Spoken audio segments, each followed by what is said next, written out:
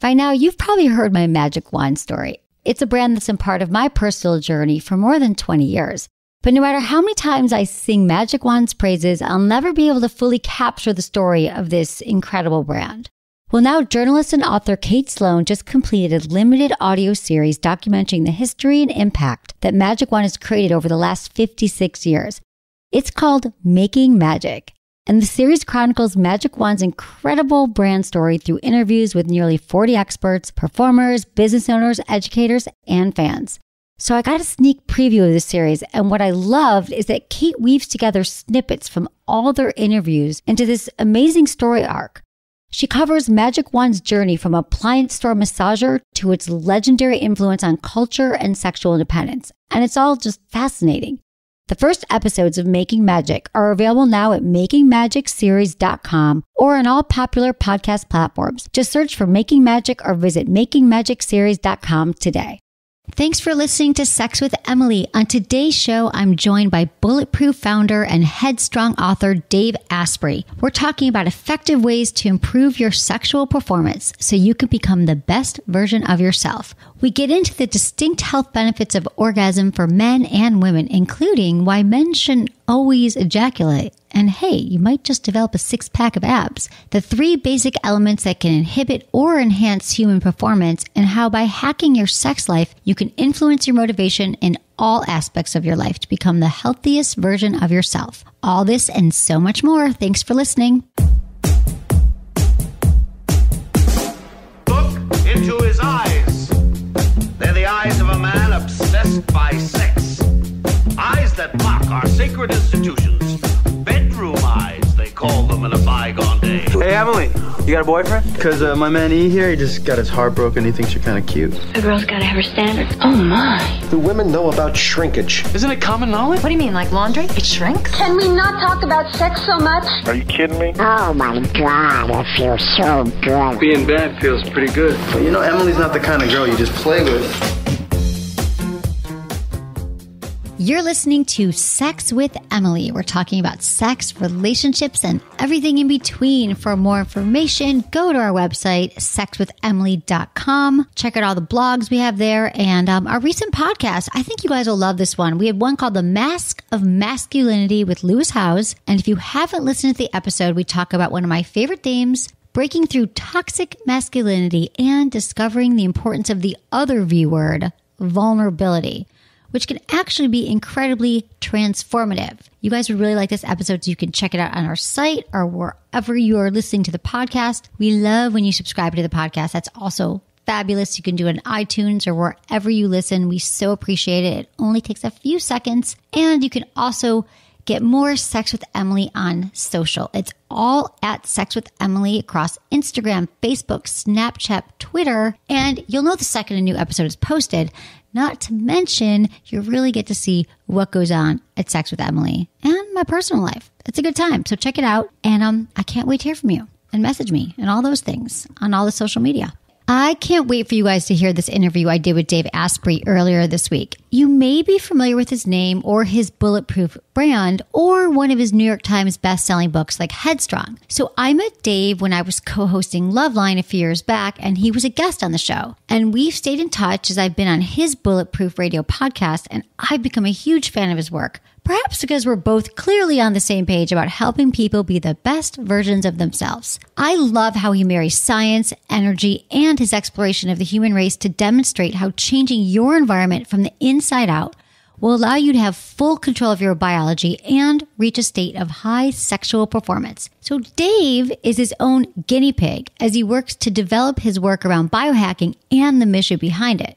Wait, let's stop there for a second. If you're not familiar with biohacking, you're not alone. Let me break it down for you. So you know how I'm driven by helping you and inspiring you to involve your sex life, your relationships, your communication skills, all that stuff. And while there's always the basics, there's also some different ways to learn about your needs and your turn-ons and how to communicate them to a partner. So that's why I always share tips and advice so you can really push the envelope, to evolve sexually. So I suppose this is my version of biohacking, which simply put is just taking control of the environment around you and inside of you to implement effective change. I also love talking about sex hacks, which is like a close cousin to biohacking. like ways to make your orgasm stronger, to enhance intimacy, and to strengthen your mind-body connection by really taking control of your environment and something within yourself. Biohacking. So now that we've defined it, here's the rest of the story. My conversation with Dave fuses science, sex, and experimentation in a digestible and truly eye-opening way that can't help but spark some new ways of approaching your sex life. So I really hope you guys enjoy this interview with the founder and CEO of Bulletproof, Dave Asprey, and I can't wait to hear your thoughts about the episode. I was on your podcast. So I became familiar. You sent me the books, I drank your coffee, and then I was on your podcast soon after that. And we opened up and you said to me, so I didn't orgasm for 30 days. Tell me what you think. Have you heard about that? And in my mind, I'm thinking, I wasn't prepared for this. Like, I've heard about it. I've studied Taoism a little, Taoist sex practices, and I've studied tantric sex. And I thought, well, God, tell me about it. And we talked about it a little bit, but you kind of jumped over it because I was like, I can't imagine me telling my listeners on Sex with Emily, who for 13 years are texting me and sending questions because they're just happy if they can get laid, right? And they can have sex. And so this was like a whole nother level, which again, it was more of like an intellectual thing. And then just like you, I'm always evolving and working on my sex life and and my relationships, just like I practice what I preach and what I'm learning. So I'm very much understanding now what I've studied, understanding what you're talking about. I've studied tantric and I've actually practiced with people. So I'm very new though to this. And I've been wanting to kind of talk to my listeners about this. And we're going to get into everything that you do and you're Bulletproof and Headstrong. But I want you to talk to me about the experience of, because I feel like if anyone can make anyone do this, you could explain the benefits. When I told a guy not to masturbate for 30 days or have an orgasm, they would just like stop listening. But I feel like you can explain this process about the power that orgasm and the energy that comes along with that has on men. Oh, I'm so excited to get to talk about You this. are the first person. And now you're the one podcast I just want to say that I listen to consistently. I've never said that to anyone. So you actually know it's true because I'm like, I don't listen to podcasts because I'm super busy. But I feel like you're the guy for the job. Open. Wow. That's a high hurdle, and I'll do my best there. So it's funny. I just finished a chapter. I have a new book coming out in December, and there's a chapter on exactly this topic because we're wired with these three basic behaviors as human beings, and they go in order. And these actually come from what keeps every life form, whether you're a plant or an amoeba or a bacteria, alive. And our bodies are basically based on bacteria. Like inside all of our cells are these ancient bacteria called mitochondria. And bacteria care about three things in this order. The first thing that matters most over anything in the world is run away from, kill, or hide from scary things. And you've got to do that right now. Otherwise, someone's going to eat you and it's game over. The second thing we care about is eat everything. And you eat everything because you starve within like a few days or a month, and then it's game over. And the third thing we care about, if those first two are handled, is have sex with everything else. Because if the species doesn't reproduce, it's game over. And like we're wired that way. So our bodies put huge amounts of energy into like, beating up or running away from or protecting ourselves from scary things, including like criticism and all sorts of things that aren't really life-threatening, but that our body thinks is life-threatening. And then we spend huge amounts of energy going, what will go on my plate next time? Like when am I going to eat next? And the energy that's left over is like, all right, can I bang that? To put it in the most crass terms Where can I put my think of. penis? No, right. Right. And so these are our big wells of energy that are not going towards like making the world a better place, not going towards bringing joy or creativity or love into our lives, any of that sort of stuff. They're primal needs that are artificially elevated in our consciousness to be most important. So if we can find a way to turn off those things or to harness that energy that goes towards reproducing species and put it back into our lives in order to do something that we chose to do instead of something that our biology chose for us to do, that is one of the biggest upgrades you could possibly do. And you don't have to, drink coffee or do any of these other like Headstrong upgrade things I talk about. And it's very different for men and women. And I came across this because it was actually, I've read all sorts of strange books about, how do you get superpowers in human beings and what are the outer limits of what our biology is capable of, because like that's at the core of biohacking. And I've studied in Tibet with meditation masters and looked at Taoism and things like that. And one of the Taoist practices is for men, it's that you actually don't ejaculate as frequently as you might. They don't tell you don't have sex. Right. They just tell you don't ejaculate. Sex. Right. But men are like, well, yeah, but orgasm and ejaculation is, what are you talking about? Same thing. or have Right. sex, and you have to have an orgasm when you have sex, and that would be ejaculation. It's pretty normal, right? I mean, that's how we're wired. And if you read the advanced Taoist text, they say, well, you can actually have an orgasm without ejaculation as a man, or a woman. And like, okay, that's kind of interesting. But what really caught my attention, to be perfectly honest, I mean, this was 10, 15 years ago. They say, here's the rule. If you really dig deep in Taoism, it was about how do you live forever? They wanted immortality. And part of their immortality practice was, what do you do with sex? And for men, they said there's an equation, and it's your age in years minus 7 divided by 4. Mm-hmm. And that yields a number. So if you're, at the time, I think I was like 42 when I was doing this experiment. So 42 minus 7, whatever that was, 35. Yeah, I did it for a friend of mine who's 38. It came out to 31. So yeah. Okay, right. And so then it was basically only ejaculate every 8 days if you want to maintain your health. But if you want to live forever, just ejaculate once every 30 days. And I'm like, that seems physically impossible. Right, exactly. Right. You're like, what? Right. But here's the hook. And they go, but make sure you keep your orgasm to less than an hour. And I'm like, I'm a dude. Like we're like 30-second orgasm. We're pretty happy about that. Cumulatively over like months. Right. Like, do you turn yourself inside out? Like, how does that exactly work? That's not even a thing. Right. So I'm going to run an experiment because I'm a little skeptical here. And so for a year, I tracked my daily happiness. And just on a scale of 1 to 10, like how much do I like my life, my job, my relationships at home, just like how good was today? And granted, that's, very subjective, but isn't it always subjective whether you like your life or not? It is. Right. Yeah. Okay. Yeah. So I kind of created this graph, and I also tracked how often did I have sex? How often did I ejaculate? And I came up with some really interesting findings about myself that I didn't know that mirrored what the Taoist said. And it turns out when I ejaculated just once every 8 days, I actually liked my life better. And when I did ejaculate, for about 2 to 3 days afterwards, I liked my life less. So that they call this like an ejaculation hangover. Right.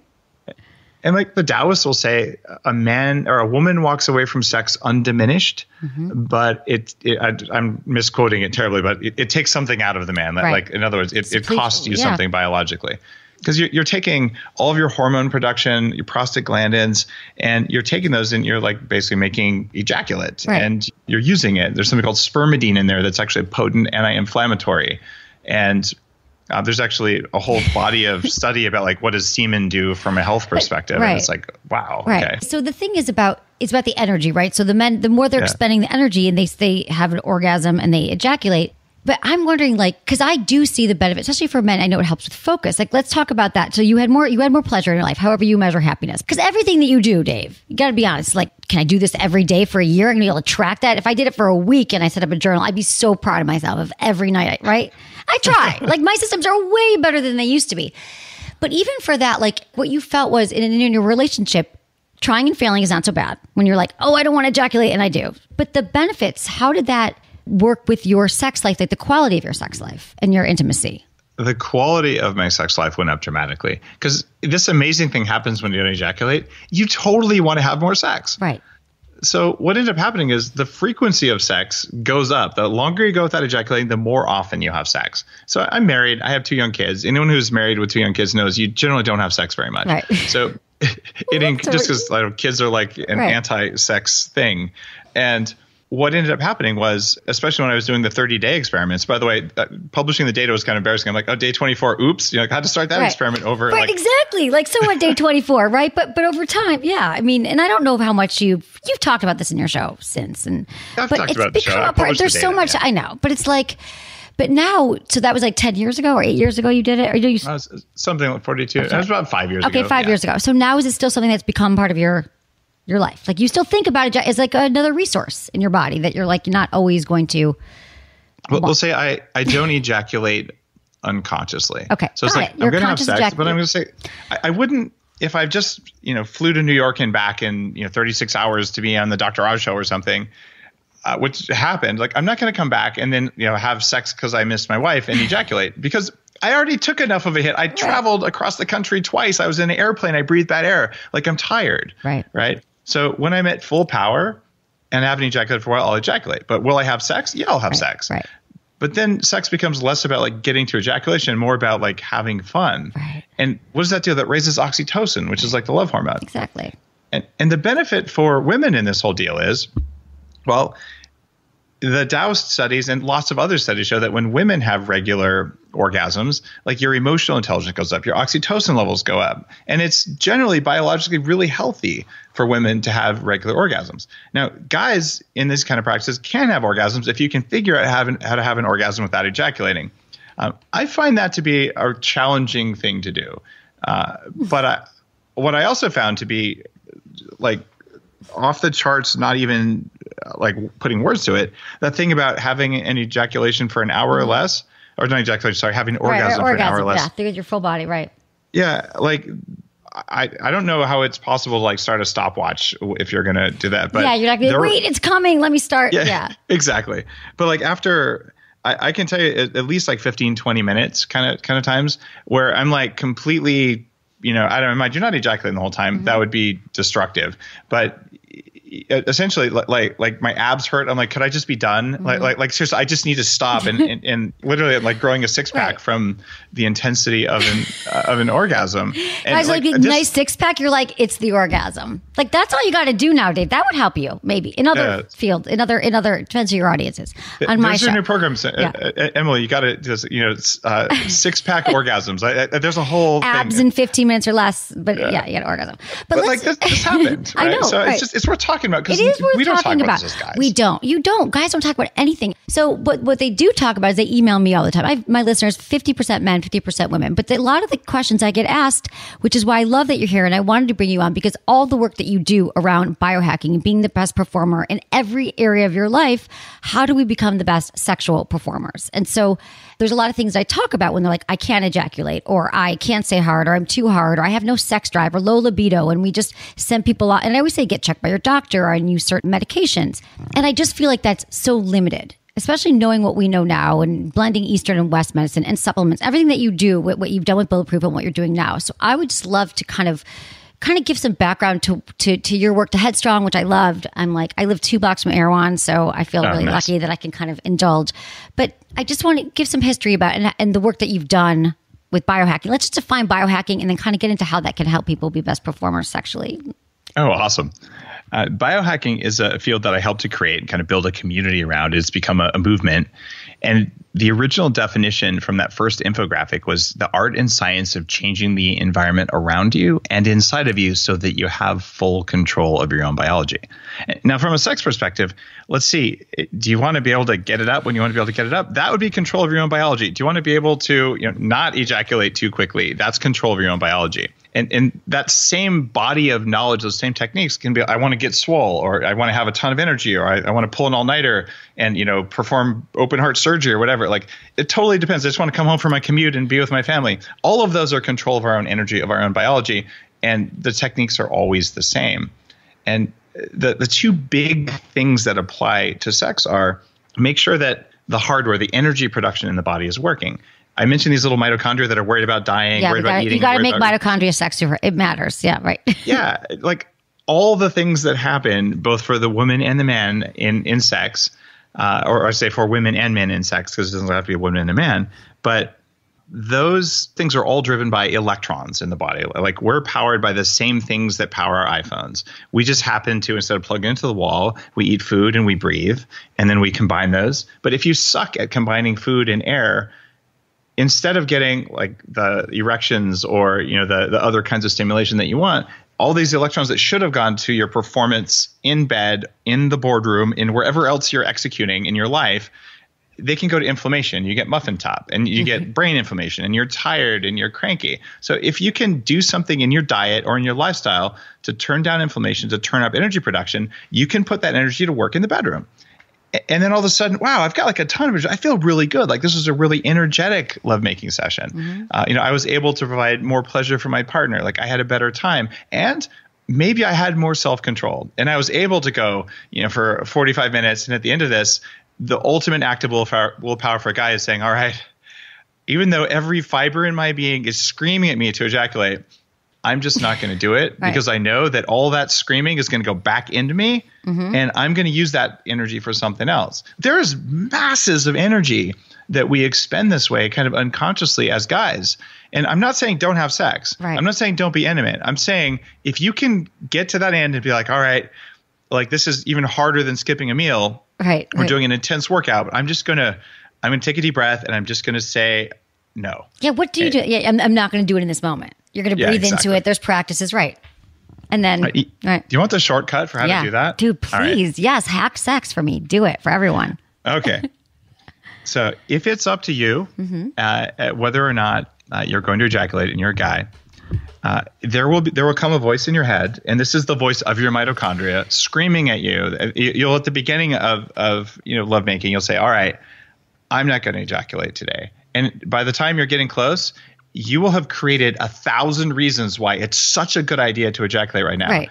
And you'll believe every one of them because that's the way we're wired. This is how our biology gets inside our head. It's part of what's inside our head. And it'll make you go, just this once. Just today. I'll start tomorrow. Right. Yeah, exactly.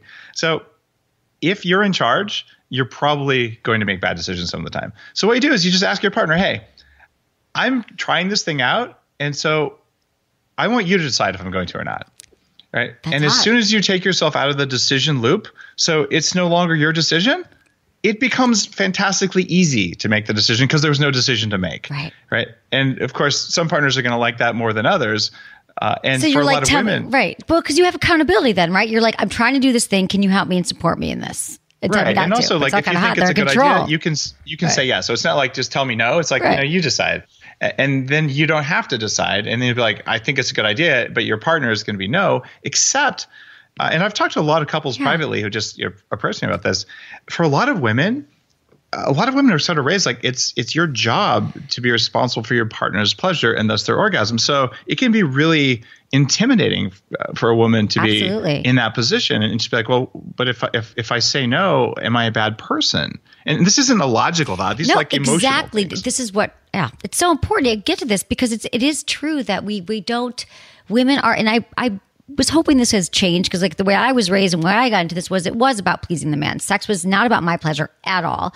It was that I felt successful if he orgasmed and he had a good time. And that would therefore make me believe that I had a good time. But the way we're reversing this also is that it takes pressure off women so women can really get into their bodies by him not having to ejaculate. But understanding that mentality that it can still be great for both of you is a whole twist of their mind. Like it's completely different than what we've been taught. Still.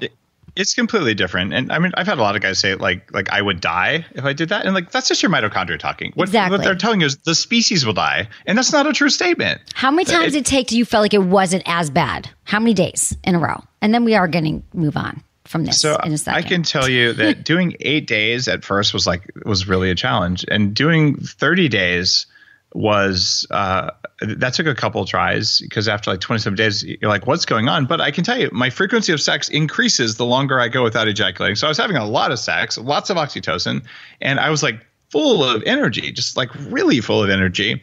And then it gets to the point where like finally like 30 days, like this is great. The surprising effect then for me was that 15, 20 minute like whole body orgasm thing. But that won't happen if you don't have enough energy in your body. Like if you're running on an empty fuel tank. And that's why like the body of work, the lowest hanging fruit for people of those three things that are holding us back, it's what am I going to do for my next meal? That voice in your head, let's shut that up. Because I mean, who wants to have sex when you're hungry? Like no one's going to do that. No. Or anxious because stress, here's the other thing, Dave, is that stress is one of the biggest killers of our sex drive, right? Couples are saying, I don't want to have sex because I'm too tired, I'm too stressed, I'm too anxious. And I've talked about all these things. You meditate, you relax. What kind of medication are you taking? You should talk to your doctor. But let's talk about all that. Like what can people do like to kind of get that energy? Because if you're not eating healthy, you're not in a good place with your body, you're not going to be able to perform sexually. If you can find a way to get ketones into your body, and ketones happen when you fast for 4 days, when you go on a very, very low carbohydrate, high fat diet, and like the Bulletproof diet was about how to do that, right? And Headstrong is about how to upregulate the mitochondrial function. There's an ingredient in Bulletproof coffee called brain octane that puts you in ketosis. The reason you care about ketosis is simply this. You can make energy from sugar or you can make energy from fat, and we're biologically wired to do one or the other. If you use the brain octane, you have energy from fat and energy from whatever sugar's in your body. And now you have more energy and you can go into the bedroom and your brain works all the way and your body works all the way and you don't get like dips. So you're like, I was tired. Right. Now you don't even have to have the coffee. Just put some brain octane on your dinner and you're like, I have more energy afterwards. So it's just upregulate your energy. And maybe you have some other meal, whatever it is. But this for me is just a reliable thing. I have more energy than I used to. Right. So number one, add on the energy. Number two, let's turn off the stress. And there's so many different stress management practices. The one that's probably most useful that I found is called heart rate variability training. And this takes a relatively cheap piece of equipment. There's like clinical grade stuff that we would do like at Bulletproof Labs in Santa Monica where there's chest straps and all. But the one I'm talking about, you can buy it on Amazon. It's called Heart Math. And I've been advised to those guys, like there's no financial relationships or anything. It's just something I use with my executive clients. You clip it on your ear and you look at your phone and it tells you the spacing between your heartbeat. And you play this dumb little game where it tells you breathe in, breathe out. And when you do it right, the light turns green on the phone. And when you do it wrong, the light stays red. And what it's showing you is how to take your body out of a stress mode into something called parasympathetic mode or rest and reset mode. So once you learn how to play this game, you don't need the phone anymore. So you're laying there in bed and you're like, all right, I'm getting kind of close here and I've decided I'm not going to ejaculate. So what you do is you just do that same kind of breath and you do the thing that takes you out of fight or flight mode. Because I'm telling you, right before you ejaculate, your body is convinced the species will die if you do not ejaculate. This turns that off. So you're laying there like, okay, I'm getting close. You breathe in, breathe out, and do the little thing. You feel it in your chest, but the game teaches you this thing. Otherwise, you could do like a compassionate meditation for 5 years in a cave and learn it or something. That just takes too long. Right? That's the shortest hack. So I was able to have way more control there just by getting control of that part of my nervous system that was trying to convince me that the world was going to end if I didn't ejaculate, because that was not a true statement, but I sure believed it at the time. Your world's gotten a lot better ever since too, right? Yeah. Right. And so this is it. It's like breathing combined with consciously moving out of fight or flight through heart rate variability and just having more energy in the first place, because more energy goes to more willpower. And Headstrong, which is I think one of like my best books. Tell my listeners who haven't heard of Headstrong or read Headstrong, talk about that. New York Times bestseller. I'm very proud of all your work. Tell me. Oh, thank you. Headstrong was about how do you have more energy in your brain and in your body, because energy drives willpower. And if you want to talk about an example of when willpower matters most, it's in the bedroom. We're like, I'm not going to ejaculate right now. That is one of the most extreme uses of willpower, at least as a man, that you can possibly have. And so in order to upregulate that, it's all about energy metabolism. So I wrote this book saying, how do you have more willpower? What is the effect of food and environment on willpower? And I wrote it as an advice book. So like, here's the science, here's what to do. And it hit the New York Times science bestseller list, like right next to like Homo Deus and Sapiens and all these other books that were like baller books. I was blown away because I never expected that to happen. But it's, about 100,000 people have read it. It's getting printed in multiple languages now. And it's not about sex. But it's about energy, and sex is about energy. And what I'm just talking about here, what I want people to understand is one of the ways you can double the amount of energy in your body is turn off hunger cravings. Mm-hmm. And then what if you could get control of that I'm going to die if I don't have sex right now thing? All of a sudden, like 2/3 of the energy your body spends on survival goes back into the quality of your life. So now we're going to take a quick break for our amazing sponsors. I'll be right back.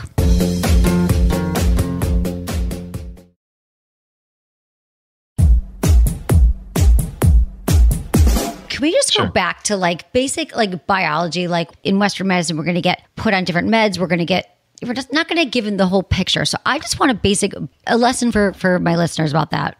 We have these parts of our cells that used to be bacteria that are responsible for our ability to do things. We like to say that 2 billion years ago, if you remember 7th grade biology, that we were these cells and somehow we harnessed these bacteria to become our power plants. But the real story is that 2 billion years ago, there was some cell floating around, and these bacteria were like, hey, if we move in and take over, that's our mobile petri dish. How cool is that? And that was like the first multicellular organism. And now we have these humans walking around, but we have many times more ancient bacteria in our bodies than we do cells in our bodies, and they drive our decision making.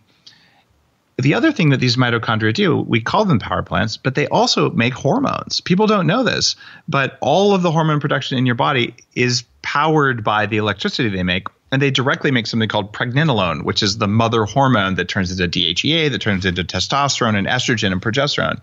So 48% of people under age 40 have what they call early onset mitochondrial dysfunction. This means that you should be at the prime of your life when you should be getting some frequently and have a high sex drive and everything working right. But half of us don't have the raw power it takes to do that because we broke our biology by staying up too late at night, by eating the wrong foods, by too much stress, probably, who knows, too much social media, all sorts of things like that. And the other half of us under age 40 actually have functioning mitochondria, but we might still not have good hormones and good sex life, but at least like we have the raw power to do it. And everyone over age 40 has mitochondrial dysfunction. We call it aging. And my plan to live to 180 years old is really straightforward. I'm going to make energy like I was 25 years old, except when I was 25 years old, I weighed like almost 100 pounds more than I do now. So I'm going to make energy like I should have made it when I was 25. And I'm going to do that when I'm 125. And the technology is understood. We didn't know this 20 years ago. We know how that system works. And with the food you eat, with the way you sleep, the way you exercise, you can take control of these things. And so before people go on a medication for this, my argument would be, well, maybe we could take a look at some of these lifestyle things, like improving the quality of your sleep. Because when you sleep better, your testosterone goes up. And it's testosterone for women and men. Right. Testosterone drives desire in women as much as it does in men. Different amounts of it, but you got to have it. And are you getting enough fat that's a precursor in your diet to testosterone? It turns out cholesterol is what turns into these hormones, not corn oil. Right. It doesn't work like that. So you go through and you say, all right, what are these things I can do? And then how do I address blood flow? Because get this, if there's no blood flow in the penis, there's also no blood flow in the brain. So if you are under age 40 and you're having a hard time getting it up or you have low sex drive, this is a sign of a much bigger problem in your life because healthy animals can reproduce. Unhealthy animals can't reproduce. If you tell yourself you're healthy and you can't get it up, I got news for you. You're not healthy. Well, exactly. Because if sex drive and sexual function are like such a reliable barometers of health that if you have any problems there, you should be looking at this bigger picture here. If you can't function. And I suggest go out and get a full hormone panel. That's what I was going to say. First thing, because you don't go to they're not talking about your mitochondria. I get that you've made, and I've actually become fascinated with it and everything that you're doing and supplements. But where do they start? Hormones, I think, is where you would start. Yeah. And in fact, if there are problems for women or men, just like I'm too tired to have sex, like you're supposed to when things are working right. You know what? I was too tired to have sex. And then I saw someone naked and I was like, oh my God, I'm not tired anymore. I'm going to go have sex. Right. And if you're not getting that response anymore, okay, maybe you're just tired because you've been working way too much or whatever else. It's possible you had a heavy workout. You really are tired. You just need more sleep. But if this is a regular occurrence in your life and it doesn't just happen after a particularly stressful situation, you've got something bigger going on. Right. And it comes down to your hormones. So you get a full hormone panel and they're going to tell you how much testosterone do you have? How much estrogen do you have? How much progesterone? And it's different for women and men because women have basically a monthly swing that's very predictable in progesterone levels, for instance. So if you're having particularly fertility problems, which is the subject of my very first book, what you end up doing is you get like a saliva test and you get your saliva every day for a month to see what your monthly curve looks like. But for most of us, just a blood test that tells you what are my hormone levels? What do they look like right now? When I was 26, I had this done. My testosterone was lower than my mom's. That's amazing, your whole story. I mean, right, you healed yourself from that. Oh, yeah. At 26, when it's supposed to be super high, it was lower than your mom's. Because what was your life like then? Let's talk about Dave. I was almost 20 years ago. Let's see. When I was 26, I made $6 million at the company that held Google's first server. And I lost it when I was 28. So I haven't been like rolling in money my whole life. I've been working with a paycheck and, mortgage payments and all that. But I did have 2 years of like extreme wealth, which was nice because at the time I'm like, my brain isn't working. I bought disability insurance because I'm like, I can't remember stuff anymore. Like something's wrong. Right. And I was not in a happy relationship, to be perfectly honest. I was convinced that if I could only make $10 million, then I'd be happy. Like, how stupid was that? Like, if $6 million doesn't do it, $10 million won't. Right. So many of us are chasing that next thing, that 6 million, 10 million, 50 million, and then we'll be happy. Then we'll be successful. And that's just not the way that life works. My whole next book is about this. And the data is really clear. Happy people are more successful, but financially successful people are not more happy. It's so true. Money does not buy happiness, which seems so cliche when you say that, but this is now you actually, of course, have the data behind it. It really doesn't. Yeah. It's not about that. So anyway, so you realized then you weren't healthy, and then you started to make these changes. But my normal doctor was unable to help. Like literally, they couldn't order the right lab panels. The ones I asked for, that like we don't even know how to do that, and besides, it doesn't matter. I'm like, that's weird. So I fired my doctor. I learned all this stuff over the course of 4 years of studying, and because I had all the money I needed at the time, I'm like, I'll just buy $500 of supplements every night. I don't care. Right. Anything that I think might be useful, I'm just going to try it. And I became really experimental because I lost hope in medicine. Right. And when I went back to a doctor, who specialized in treating very old people to make them younger. And I'm like, you can do my hormone panels. And he's like, you actually look like an old person. Let's see, you're high risk of stroke and heart disease, like very high risk, actually. You're pre-diabetic. You have arthritis that you've had since you were 14 in your knees. And now you have the equivalent of senile cognitive dysfunction, like your brain doesn't work very well. At 26. I'm old. So I started hanging out with people 3 times my age, and I ended up running an anti-aging nonprofit research group. I'm still, I think, on the board at least, or maybe chairman today in Silicon Valley, called the Silicon Valley Health Institute. So I got to meet all these like luminaries in the field looking at reversing aging. I'm like, I'll reverse my aging when I'm 26, 28, 30, 35. And what I found was that I got on top of my biology, but there's this whole level of performance that's there for all of us, and we never feel it. We don't know it's there because we're aging slowly, this death by 1,000 cuts, and we suck as human beings at going, you know what? Today, I'm 0.1% weaker than I was yesterday. We don't feel that. No. But over the course of 5 years, like, what just happened? Maybe I'm a little bit, and by the time you notice, you got to dig out of a hole. Right. If you address it right now, you're like, I didn't just not lose the 0.1%. I gained 10% of energy, and like I needed an hour less sleep to get restored. And I'm able to go out and do these things that I've been dreaming of. That's what motivates me to do Bulletproof. Because if someone had told me this when I was 20 years old, like, do you know how different my life would have been? Exactly. I mean, that's why I love the work that you're doing. And the thing is, how do we guide people though? Because if you do go to your Western medicine doctors, they're not going to be telling you this still. It would still say, go on this hormone replacement or take progesterone, take testosterone, which sometimes is okay. But it's not always the healthy decision, and they wouldn't have all the information that you have. So how do you balance all this out and find out what's right for you when it's limiting what people know, what our doctors know today? The first thing you can do is get your mitochondria working right, because they're going to help you make more hormones. And it's like, okay, do the things that give you some ketones. You don't have to be on this, especially for women. If you're on a ketosis, a keto diet all the time, it tends to mess up your gut bacteria, and women tend to lose sleep quality and hormone regulation relatively quickly. So you can do that, but you need to like eat some carbs and then stop eating, eat and stop eating. You can cycle, which is the recommendation in the Bulletproof diet, or you can just add some the way I do with the brain octane oil. And either way, start there and eat less stuff that disrupts your hormones. And there's a roadmap on the Bulletproof website. It's a gift. There's no cost or anything associated with it, but it's basically the entire Bulletproof diet book on a 1-page infographic. You print it out, put it on your fridge. It says, eat more of these foods. Right. These foods might cause problems for you. They might be okay. And these foods just suck. Don't eat them. Well, what are if you do that right, you're going to win. What are the common foods that you see that people are eating that are just like wrong, that you're like, no, cut this now? All right. Here's the number one food, and it's probably not what you think I would say. You'd probably think it'd be like gluten or margarine or something. It's actually fried stuff. Yeah, it's so bad. When you fry things, you damage the oil. You can't make hormones out of damaged oils. And the amount of inflammation in your body from one meal of fried foods, I don't care if they're fried Brussels sprouts at your favorite paleo restaurant or it's French fries. I can't do fried Brussels sprouts? Really? Okay. If it's fried, it's fried. Okay, I got it. Cheese sticks or Brussels sprouts, it doesn't matter. And that actually causes 24 hours of inflammation in your vascular system, the thing that brings blood to your sex organs, whether you're a man or a woman. And guess what? Smoking only does that for 4 hours. So I will tell you straight up, smoking a cigarette, one cigarette is better for you than eating fried vegetables or fried calamari or whatever fried stuff you're going to eat at the restaurant next time. Get it baked instead. It's not that big of a deal. But this will actually protect your vascular system in a major way. It's a small change. And I know you might love your fried whatever. I don't care if you love it. You probably love getting laid more. What are some other sex hacks that are like some foods or some of your supplements or plans that could help people like today? Be like, I hear what you're saying. I don't know if I'm going to get the orgasm thing down in 30 days. I'll work on that. But what can we do now? Because I think for couples too, if one's doing it and the other isn't, like how can couples work together?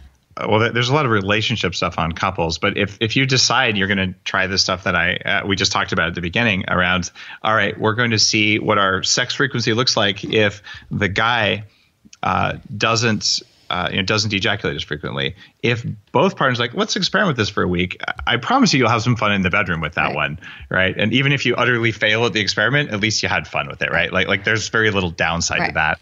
But when it comes to actually having more energy for sex, one of the things, it's a supplement, and now this is a thing I make, but I make supplements for a reason. And so it's called Keto Prime. And this is an unknown compound that's part of how your cells make energy. And you suck on these little lozenges that taste kind of like a sour candy. But this allows your body to make energy the way it's supposed to. It's the thing you need to take food and air and then to turn them into energy again. Okay. So even if your system doesn't work very well, it's a patch for about 4 to 8 hours. So you suck on one of these things, do it, an hour or so before sex, and you'll be like, you know what? I just have more energy. I feel like more like myself now. And it's not a stimulant. There's no herbs. There's nothing like that. It's literally the compound you need to make energy. Okay. It's called Keto Prime. It's on the Bulletproof website. That's one thing. And there's another thing that's in the cookbook, and it's called Bulletproof Get Some Ice Cream. And this came out, my first book, 1,300 references and 5 years to write it about how do you turn fertility on in women and men. My wife was infertile when I met her. She's a medical doctor. So we did all this research and put together the thing that allowed her to get pregnant at 39 and 42 without IVF or anything like that. And today she's like a fertility consultant for like celebrities and CEOs and things like that. What we did for that was particularly effective was this ice cream. And it's got, believe it or not, raw egg yolks in it, but it doesn't taste like that. Real ice cream always had that. And instead of milk or cream, you actually blend in some butter and you put in the brain octane oil in it. And you blend it up, and it's like the richest, creamiest, smoothest ice cream you've ever tried. I mean, like really good. Okay. And here's why it's called Get Some Ice Cream. Because you eat this, and about an hour later, your body gets a signal that says, you know what? I've got everything necessary to make a baby. Come on. Like all the raw ingredients. Let's go try. And it's called Get Some because it works better than vodka. Get some, seriously. Right. Okay. Like make it for your significant other and just wait an hour and just see what happens. And they'll be like, I have this. Can I get it, Erewhon? Where can I get it? Bulletproof Cafe? We make it at the Bulletproof Cafe. Okay. But you can make it at home. Like the recipe's on the Bulletproof website. Search for Bulletproof ice cream, whatever.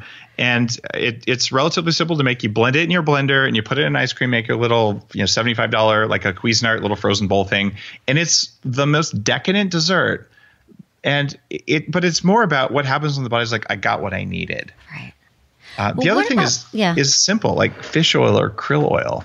These are associated with fertility forever, and most people don't take that stuff. They don't. And it works really well. So these are basic biological things. Dave, I'm going to have you answer. We get so many questions from listeners, and this one I thought you could really help with. Hi, Emily. My boyfriend, domestic partner, Steve and I are going on 6 years together. Steve and I are best friends and extremely close. We tell each other everything, love spending every possible second together, and only cheat on each other with food. We're experiencing some disruption in the relationship because lately I haven't been in the mood for sex, and I can't pinpoint the exact reason because it could be one of many. I had a hard time shutting down my brain. Sometimes I feel uncomfortable in my body. I'm sure I'm not putting myself in the mood for sex. We also recently moved to a new city, but I'm focused on the feelings I'm having within myself. After listening to several of your episodes, you really helped expand mine on how to approach this conversation with Steve. But I think a lot of it has to do with me and my mentality. My last relationship ended because we became better friends and lovers. I'm afraid my situation has a lot to do with my mind and not being in the right mental space to allow someone else literally inside. Any thoughts or advice would be amazing. Thank you. What would you say to this, Dave? She's not in the mood for sex, low libido. I just feel like there's so many other things going on than just like, I don't want sex. Well, it sounds like for this listener that there's a lot of cognitive stuff going on. And here's the interesting thing. Through the work that led to Headstrong and all that, I am absolutely convinced, and part of this is also just neuroscience and running the 40 years of Zen neuroscience thing, there's a voice in your head that actually isn't you. Right? It is that ancient mitochondrial system telling you to keep the petri dish alive based on their priorities, not yours. And so a lot of times we have guilt and shame and things like that come because we think like, why am I having those thoughts? Like why do I have these things? And you're like, it's my fault. But here's the thing. You have something that's working to keep your body alive using simple rules that's working against your best interests. And that voice in your head, the inner critic, it's actually that. It's not you.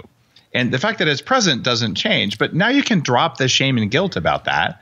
And for this listener, she's already identified that she's having these racing thoughts and all that stuff. The racing thoughts are there because there's some part of her nervous system that feels like if she goes into her body and feels the feelings, because sex is all about feelings, it's nothing about thinking, that if she does that, it's not safe. Right. And the fear thing is never you deciding it's fear. Fear is a feeling that happens before you can think that something is fearful.